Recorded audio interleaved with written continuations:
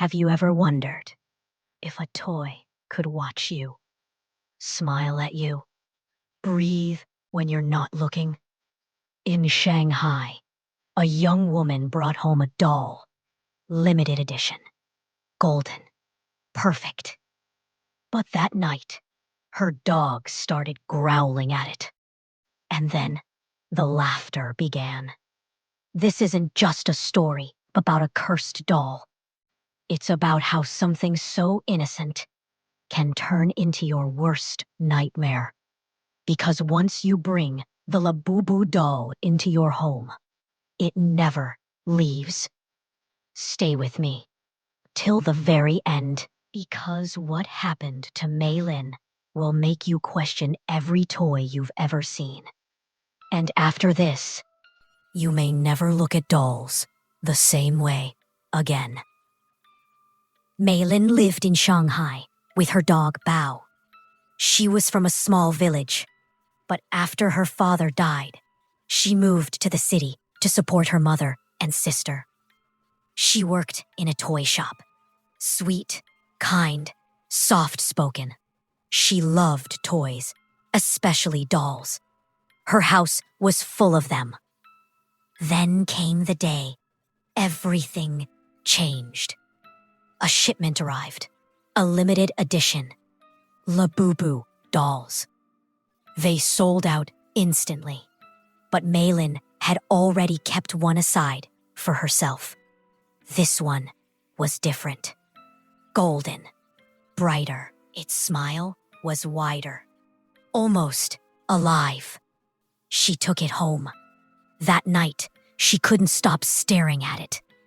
Blue, glassy eyes, long ears, shining teeth. Too perfect, too human. She hugged it tightly, took photos, introduced it to Bao. But Bao didn't wag his tail. He didn't bark with joy. He snarled, he growled, his fur stood up. He wanted it gone. Mei Lin laughed nervously. Silly dog, it's just a toy. She placed the doll on her shelf, but Bao wouldn't stay in the room. That night, as Mei Lin slept, he kept pacing, watching. Then he bolted out the door. Morning. Bao barked again, louder this time, at the doll, just as Mei Lin was leaving for work. He tugged at her jeans, pulling her toward the shelf. Stop it! She yelled. She shoved him into the bathroom and slammed the door. Her day spiraled into chaos. At the shop, she shouted at customers. She screamed at her boss. By evening, she was fired.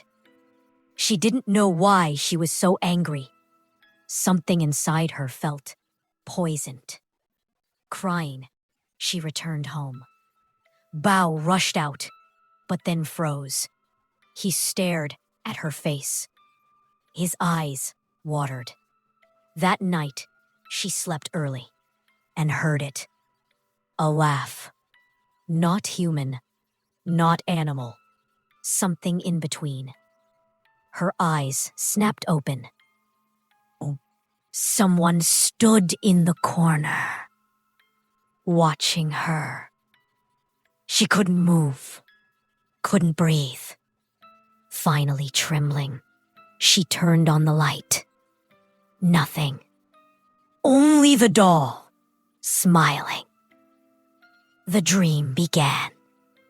A monster, skin red and rotting, teeth like knives, claws sharper than bone. It walked toward her, slowly. It reached for her throat. She screamed, but it laughed, a guttural, hideous laugh that shook the room. It lunged at her, and she woke up, gasping, drenched in sweat. The doll was sitting on her chest, smiling, wider now. She shrieked.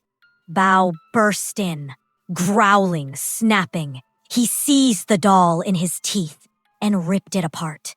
Shreds scattered across the floor. Malin trembled. She tossed the remains into the trash. Her head pounded like it would split open. But she said nothing. She just clutched Bao and closed her eyes. Morning. Her head throbbed worse. Her skin burned. Tiny red bite-like rashes crawled across her arms. Bao was gone. She searched the house, calling his name. No answer. Then, she looked in the bathroom mirror. Her reflection was covered in those same red marks. Bites. And in the glass, behind her, it was there. The creature, from her dream, laughing. She spun around. Nothing. Only the doll, back on the shelf, whole, smiling. Only now, the smile had twisted, no longer sweet. A jagged, demonic grin. She stumbled back, screaming for Bao. She ran outside, but he wasn't there. When she returned, her blood turned to ice. The doll was in the kitchen sink, its hands, its teeth, stained red. She looked beneath the sink and collapsed. Bao's torn body lay inside, his blood pooling. Flesh ripped apart. Malin couldn't breathe, couldn't think. It wasn't a toy. It was something else. Desperate, she searched online and found the truth. All over the world, reports. Families slaughtered. Children missing, pets mutilated. Jobs lost, death. All traced back to Labubu dolls. Cursed, possessed. Malin didn't wait. She burned the doll, collected the ashes, threw them into the river. That night, she told her sister everything. She thought it was over. She was wrong. The next morning, neighbors found Malin's body, cold, lifeless, torn apart. And beside her was the doll, smiling. They say the Labubu doll is no toy at all.